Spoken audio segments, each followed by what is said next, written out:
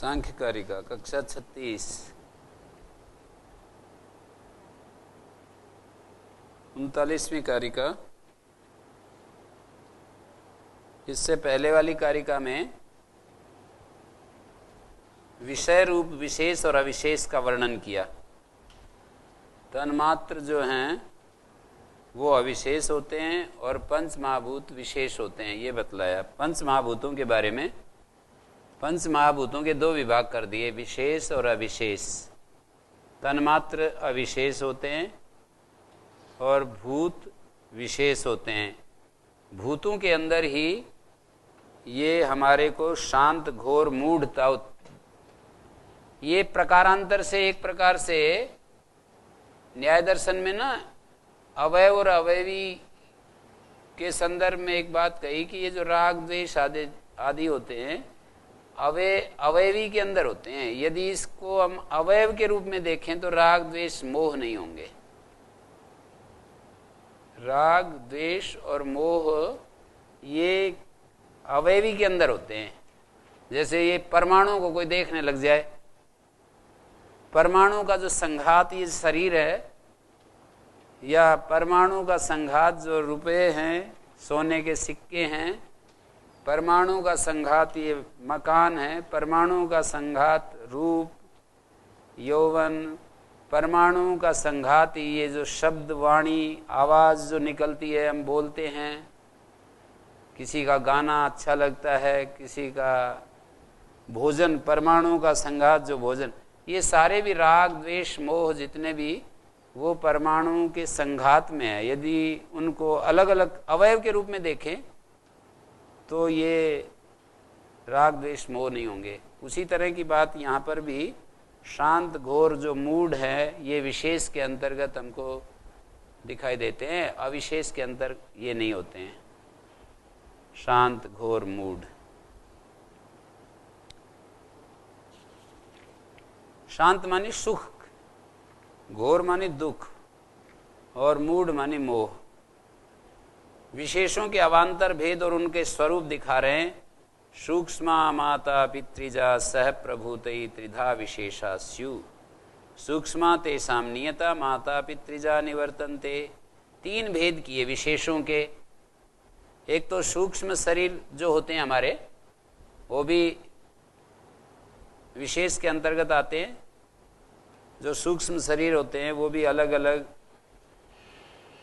जो महत, वहां तो अवयव अवयवी का जो मैंने दृष्टांत दिया आंशिक रूप में ही दिया है।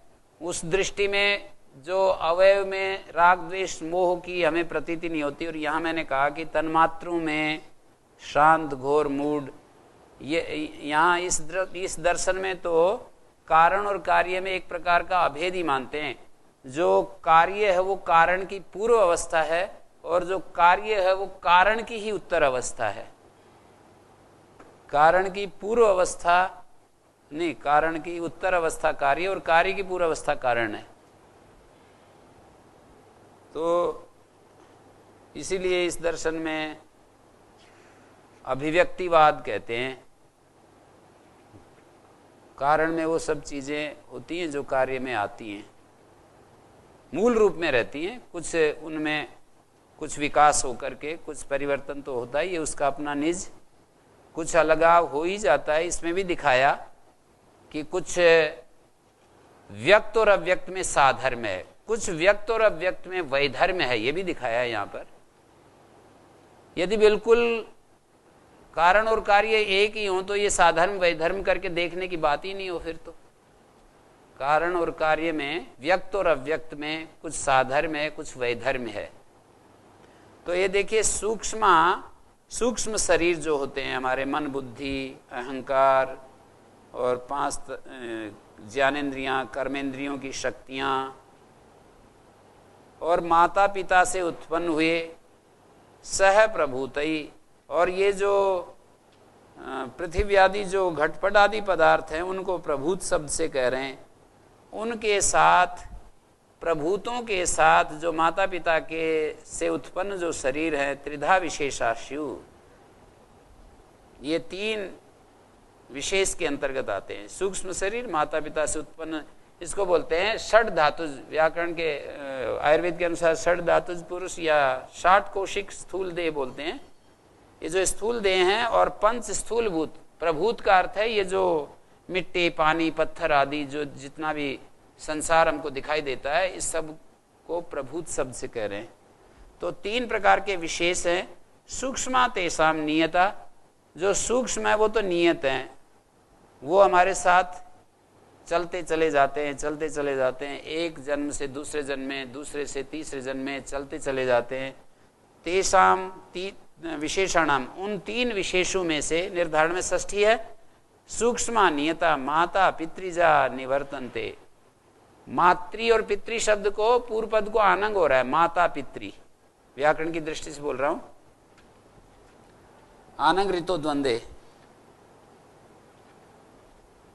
ये जो सूक्ष्म है वो नियत हैं, उसमें 18 तत्वों का समुदाय होता है सूक्ष्म।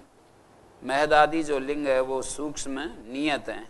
माता स्थूल शरीर, जो माता पिता के शुक्र शोणित से उत्पन्न हमारा जो शरीर और अन्न आदि के द्वारा जिसका परिपोषण होता है, बढ़ता है, तो ये सारा जो है, और महाभूतों के ये उत्पन्न जो ये पदार्थ हैं, त्रिधा विशेषाशु सूक्ष्मा तेषाम नियता माता पितृजा निवर्तन्ते। सूक्ष्म शरीर तो नियत हैं, माता पिता के तो आते हैं जाते हैं, नए नए मिलते रहते हैं। पंच स्थूलभूत निवर्तन्ते, सूक्ष्म शरीर का स्वरूप दिखा रहे हैं। जो ऊपर सूक्ष्म बताया ना, उसका स्वरूप दिखा रहे हैं। एक एक शास्त्रकार अपने ढंग से उसको आगे आगे उसको लिखते रहते हैं। जिसमें सूक्ष्म माता पितृजा सह प्रभूत स्त्रिधा विशेषस्य, इस पंक्ति के रूप में क्या अर्थ ले रहे हैं जी? ऐसे कह रहे हैं, प्रभूतई स माता पितृजा सह, प्रभूतई स माता पितृजा, तो ये 2 हो गए, प्रभूत तथा माता पितृज। कहने का एक ढंग हुआ कि जो ये स्थूल भूत भौतिक जगत है, उसके साथ जो माता पिता से उत्पन्न हमारे जो शरीर हैं वे जी। तो 2 ये हो गए, सूक्ष्म एक तीसरा हो गया। त्रिधा विशेषाश्चु, ये 3 प्रकार के विशेष हैं। ये सूक्ष्म को कैसे विशेष बता रहे हैं? सूक्ष्म भूत नहीं बता रहे, ये सूक्ष्म शरीर बता रहे हैं। हमारे शरीर में जो ये विशेष का अर्थ यही है ना, जो शांत घोर मूड जिसमें हमारे को प्रतीत हो। तो इंद्रियां, मन, बुद्धि, इनमें जो हमारे मन बुद्धि अंतःकरण में शांत घोर मूड भाव पैदा होता है ना जी। पीछे जैसे विशेष के लिए कहा, विशेषा एते स्मृता विशेषा शांता घोरा मूढ़ाश्चय, वो तो स्थूल भूत के लिए कहा था, पर शांत घोर और मूढ़ भाव जो हमारे विशेष के अंतर्गत उत्पन्न होता है, ऐसे बताया।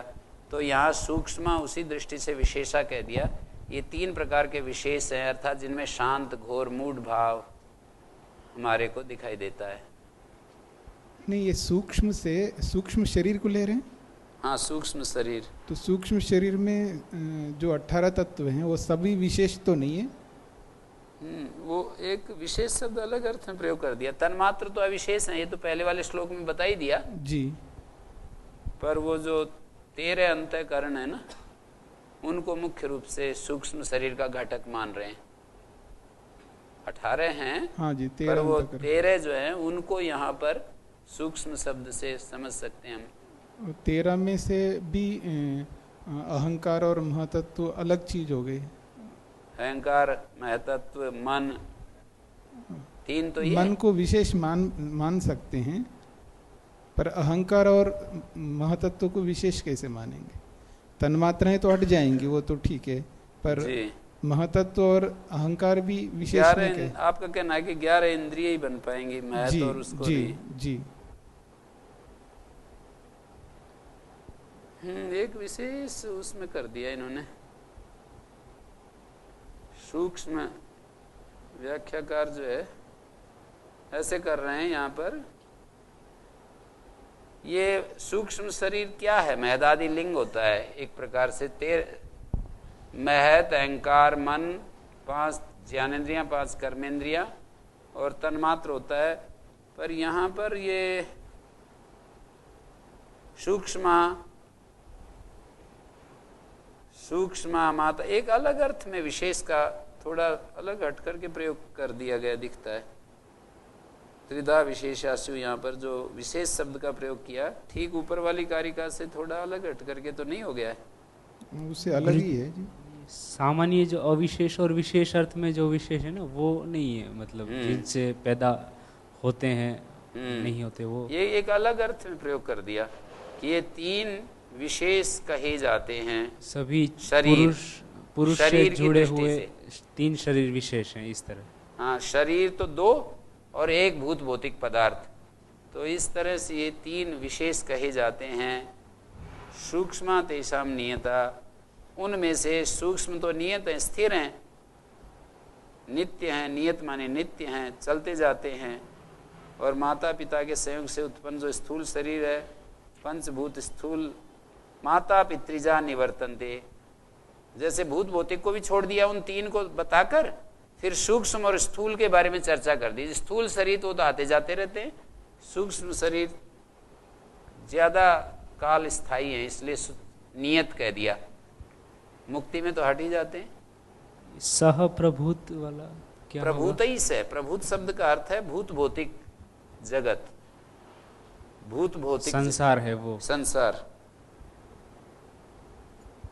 सामान्य रूप से ये शरीर और संसार को तो एक ही मानते हैं, पर उसी को अलग करके दिखाया ना, थोड़ा है? अलग दिखाया ना गिनती में। एक तो सूक्ष्म गिनती में तो बताने के लिए बता दिया, वैसे तो जो प्राकृतिक चीज है वो एक ही होगी ना, ये भी तो 5 भौतिक ही है ना। ये तो ठीक हो गया, पर ये विशेष कहकर के इनको क्या कहना चाहते हैं? उस पारिभाषिक विशेष तो नहीं है, तो अब ये विशेष बोल करके रूढ़ी में भी विशेष मानो, तो भी ये क्या कहना चाह रहे हैं इस विशेष को कह करके? इनका तो भाव इतना ही है कि ये इनमें माने आगे ये बताना चाह रहे हैं ना कि इनमें ये नियत हैं, ये अनियत हैं, उस तरह से ये इनके 2 विभाग कर दिए, नियत और अनियत, नित्य और अनित्य, उस दृष्टि से कर दिया। मेरी को तो ज्यादा इसमें माने सूक्ष्म शरीर जो है और जो स्थूल शरीर है, माता पिता के संयोग से उत्पन्न स्थूल शरीर, दूसरे प्रकार के विशेष हैं, एक नित्य विशेष है। ऐसे 2 विभाग करने के लिए ये ऐसा बोल दिया। और एक भूत भौतिक पदार्थों को भी ऐसे,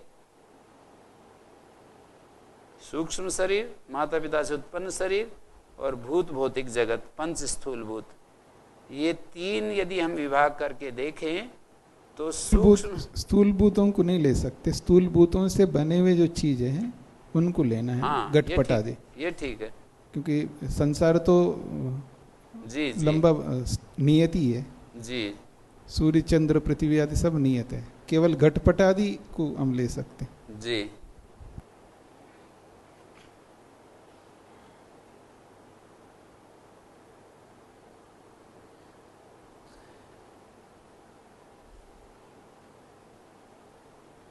इन्होंने विचार किया है डॉक्टर विमला, ऊपर वर्णित 2 प्रकार के विशेष तथा महाभूत को मिलाकर 3 प्रकार के विशेष हो जाते हैं। द्वितीय प्रकार के विशेष स्वरूप स्थूल शरीर है। निर्माण में तीसरे प्रकार का विशेष सहायता प्रदान करता है। स्थूल शरीर को बनाने में जो तीसरे प्रकार का विशेष है वो सहायता प्रदान, स्थूल शरीर को अवकाश प्रदान करने में आकाश, विहरण करने में भूमि, शरीर के अवयवों का संगठन, शुद्धिकरण में जल, भुक्त आदि अन्न के परिपाक में अग्नि, शरीर की वृद्धि में वायु सहायक होती। इसलिए 60 कौशिक बोलते हैं इसको। रुधिर, मांस, स्नायु, शुक्र, अस्थि और मज्जा। रुधिर, मांस, स्नायु, शुक्र, अस्थि, मज्जा माने रस धातु को छोड़कर। रस, रक्त, मांस, मज्जा, अस्थि, शुक्र सप्त धातु होता है ना आयुर्वेद में, उसमें से रस को छोड़कर रुधिर, मांस, स्नायु, शुक्र, अस्थि, मज्जा, 60 कोश वाला स्थूल शरीर 5 भौतिक कहा जाता है। और दूसरा एक विभाग ये है जो सूक्ष्म शरीर के रूप में होता है। तन्मात्राओं से निर्मित ये सूक्ष्म शरीर अधर्म के कारण पशु, मृग, पक्षी, सरीसृप, स्थावर आदि योनियों में जाता है और धर्म के कारण इंद्र आदि देवों को प्राप्त करता है और सामान्य स्थिति में मनुष्य जन्म को प्राप्त करता है। नित्य सूक्ष्म शरीर का संसरण व्यापार चलता रहता है जब तक विवेक ज्ञान पूरा जागृत नहीं हो जाता। साधना के द्वारा हम यही करते हैं कि अपने विवेक को जागृत करते हैं। फिर प्रारब्ध कर्मजन्य जो हमें शरीर मिलता है उसका क्षय होने के बाद और व्यक्ति का फिर शरीरों से संबंध छूट जाता है। सूक्ष्म शरीर से भी संबंध और स्थूल शरीर से भी संबंध छूट जाता है, नहीं तो एक के बाद एक मिलता ही रहता है। ये षाट कौशिक से क्या कहना चाह रहे हैं? षाट कौशिक ये वाले एक रस धातु है ना, उसको छोड़कर रक्त, मांस, मेद, रसाद रक्तम ततो मांस, मांसाद मेद, मेद स्व अस्थि ततो मज्जा, अस्थि मज्जा शुक्र, 60 कौशिक हो गया। रस को क्यों छोड़ दिया? वैसे व्यवहार करते हैं। रस तो रस के बाद ये चलता है ना शरीर में, रक्त, मांस, मेद, अस्थि, 60 कौशिक शरीर बोलते हैं इसको।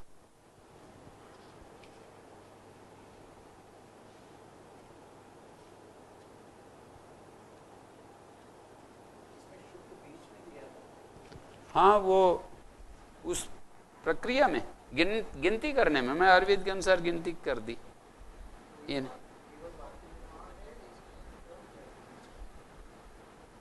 इन्होंने व्याख्या करने रुधिर, मांस, स्नायु, शुक्र, अस्थि, मज्जा, 5 भौतिक ऐसे ही दे दिया। ये तो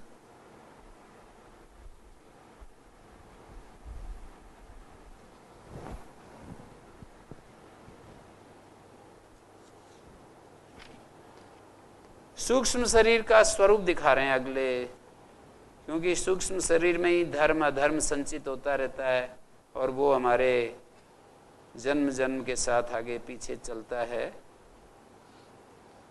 पूर्वोत्पन्नम असक्तम नियतम मैदादि सूक्ष्म पर्यंतम संसरति निरुपभोगम भावैरधिवासितम लिंगम। सृष्टि के आरंभ से ही पूर्वोत्पन्नम असक्तम, पूर्वोत्पन्नम पूर्व ही अभिव्यक्त हो जाता है। जैसे ही हमारा वो चलता है ना, हमारा जीवन क्रम चलता है, तो ये सूक्ष्म शरीर पूर्वोत्पन्नम असक्तम, पूर्वोत्पन्नम असक्तम, सूक्ष्म शरीर पूर्वोत्पन्नम कहा, असक्तम न संयुक्तम, किसी एक जगह वो आसक्त नहीं रहता कि तेरी योनि, देव योनि, मानुष योनि, इनमें एक जगह ही रहता हो, ऐसा नहीं। वही जो है देव योनि में, वही तिर्यक योनि में, वही मानुष योनि में, वही नरक योनि में। पूर्वोत्पन्नम असक्तम, वो निश्चित एक जगह आसक्त नहीं होता है कि इसको तो यहीं रहना है। नियतम, वो नियत है, मोक्ष पर्यंत नियत है।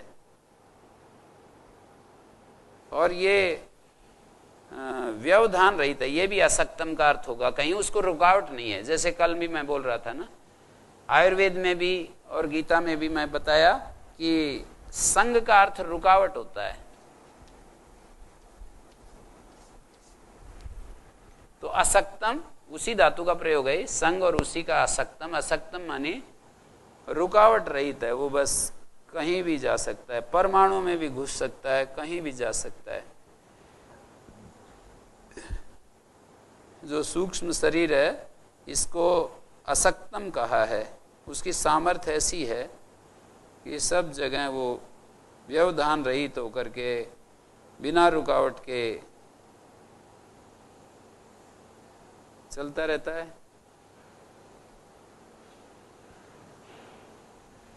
हमारा ज्ञान है और ज्ञान का विषयीभूत जो ये विशेष है, 3 भेद जो कि अवान्तर भेद, तो उनमें सूक्ष्म शरीर के विषय में ये विचार कर रहे हैं।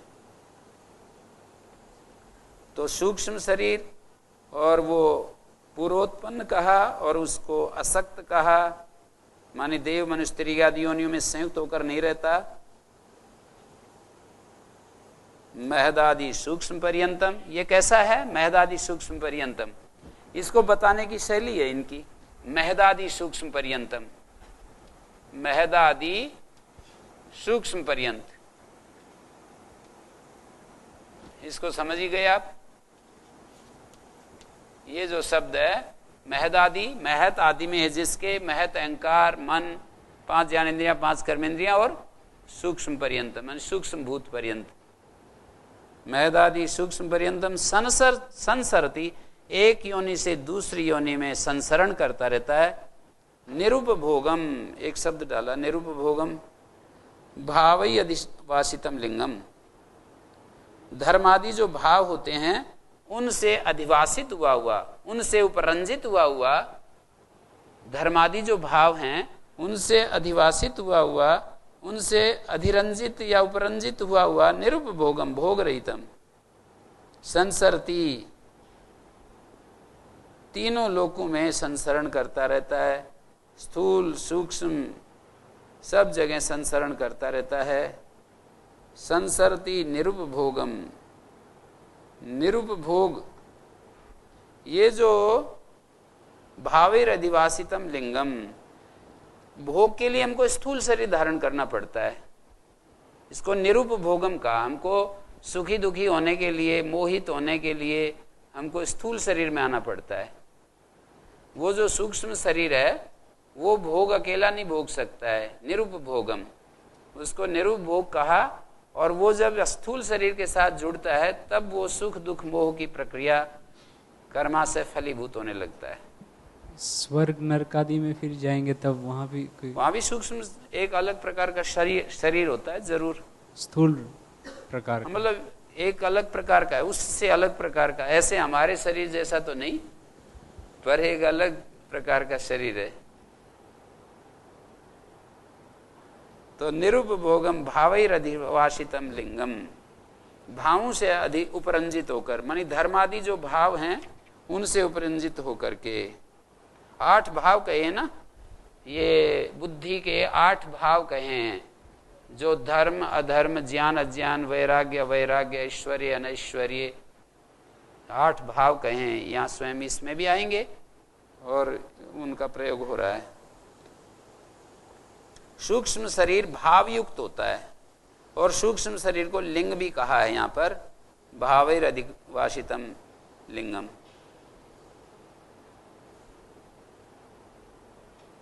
ये बुद्धि के धर्म होते हैं, ये 8 जो भाव हैं। तो सूक्ष्म शरीर की आवश्यकता क्या है, तो वो कहते हैं चित्रम यथाश्रयम ऋते स्थानवादिभ्यो विना यथा छाया तद्वद विना विशेषैर न तिष्ठति निराश्रयम लिंगम। अब ये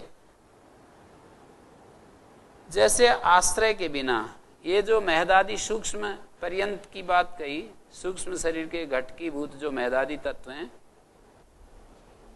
वो महदादि तत्व को महदादि सूक्ष्म पर्यंतम,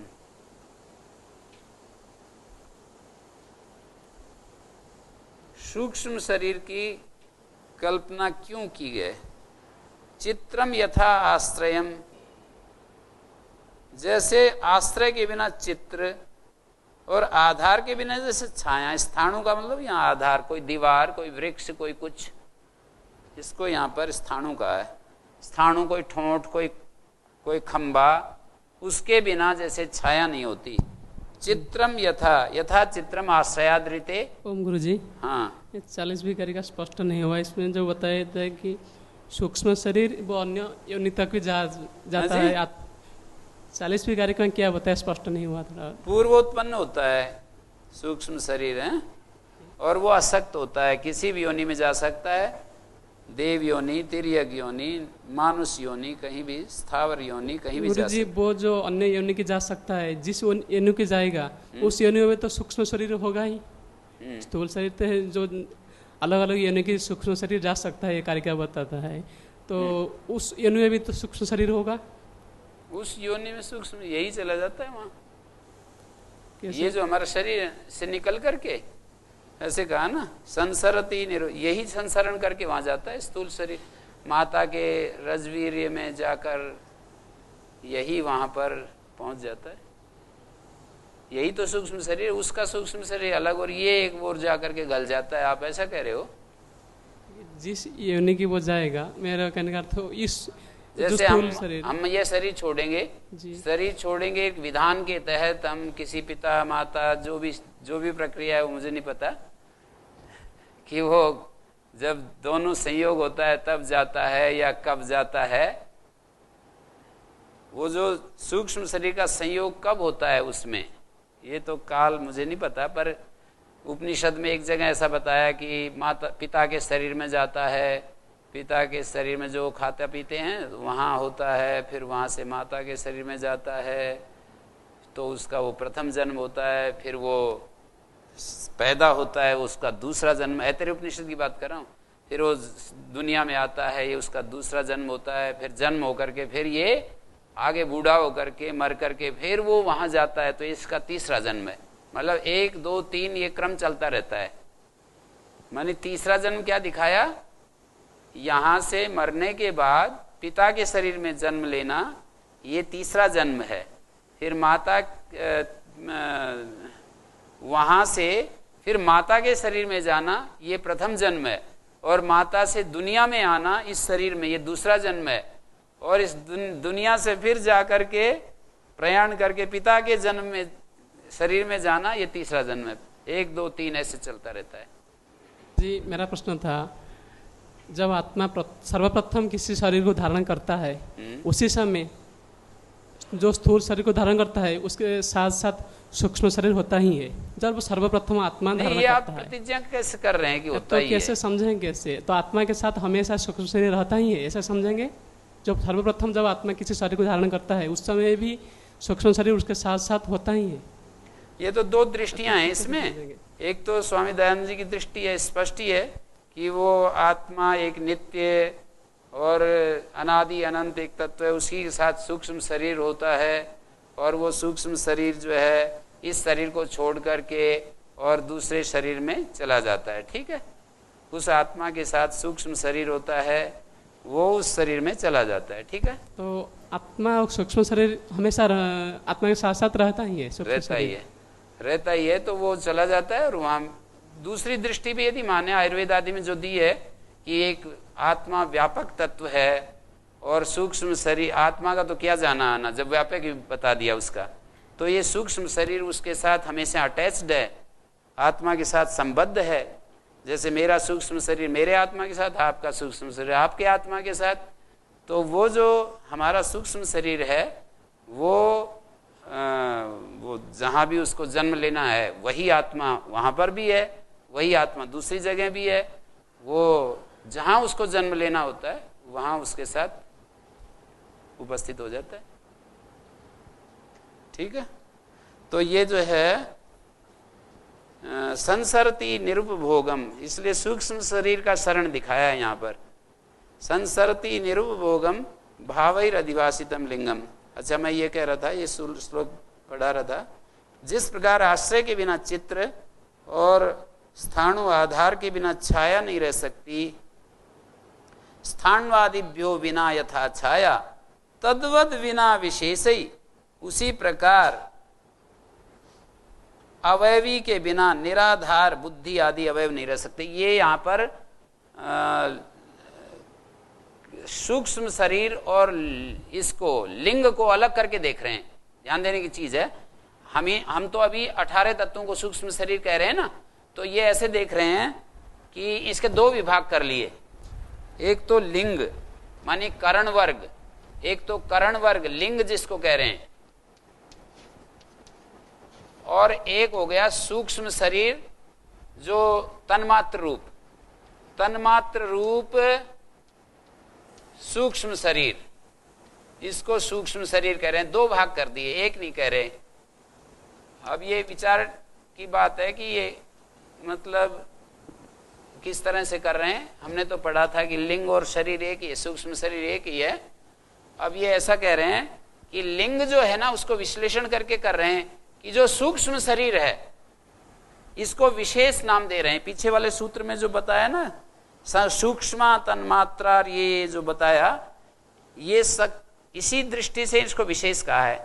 अर्थात जो तन्मात्र है वो सूक्ष्म और माता पिता से उत्पन्न और स्थूल भौतिक, ये विशेष हैं। सूक्ष्म तेसाम नियता, ये तन्मात्र रूप जो सूक्ष्म है वो नियत हैं और माता पितृजा निवर्तनते। और इस श्लोक में ये कहा तद्वत बिना विशेष ही, इन विशेष के बिना, वो जो संज्ञा की थी ना विशेष, उसका यहां उपयोग ले रहे हैं। ऊपर जो विशेष संज्ञा की थी, 3 प्रकार के विशेष हैं।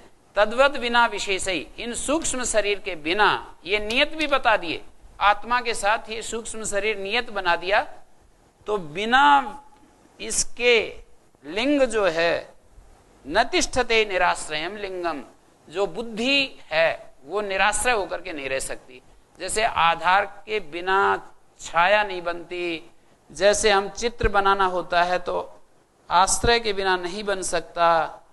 आश्रय के बिना चित्र, इसके ब्लैक बोर्ड पर मैं चित्र बना सकता हूं, किसी उसके ऊपर चित्र बना सकते हैं। तो ऐसे ही बिना विशेषों के, अर्थात तन्मात्र रूप जो सूक्ष्म शरीर है उस विशेष के बिना ये जो लिंग है हमारा, इसकी आवश्यकता क्या है? जैसे इसकी आवश्यकता क्या है, यूं बता रहे हैं, इस तन्मात्र रूप सूक्ष्म शरीर की क्या जरूरत है? इसको, लिंग को सीधा आत्मा के साथ है और जाकर के दूसरे स्थूल शरीर में चला जाए। इसको बीच में एक लिंग क्यों बना रहे हैं? सीधा यहां से उस दूसरे शरीर में, माता पिता के शरीर में चला जाए, तो इसको क्यों बना रहे हैं? तो कह रहे हैं ये इसके साथ जाता है। ये जो लिंग है ना, महदादि जो 13 करण है ना, ये 13 करण इसके ऊपर सवार होकर के ये इसका आधार बन जाता है और ये लिंग से उपरंजित होकर के ये सूक्ष्म शरीर दूसरे शरीर में चला जाता है। तद्वत बिना विशेष ही न तिष्ठति निराश्रयम लिंगम, ये जो लिंग है मानी ये अवयवी और ये बुद्धि अवयव नहीं रह सकते हैं। सूक्ष्म शरीर को अवयवी के रूप में देख रहे हैं, मानी जो सूक्ष्म शरीर है हमारा उसको अवयवी के रूप में। समय हो रहा है, कल हम और भी किसी को शंका हो तो विचार कर सकता है।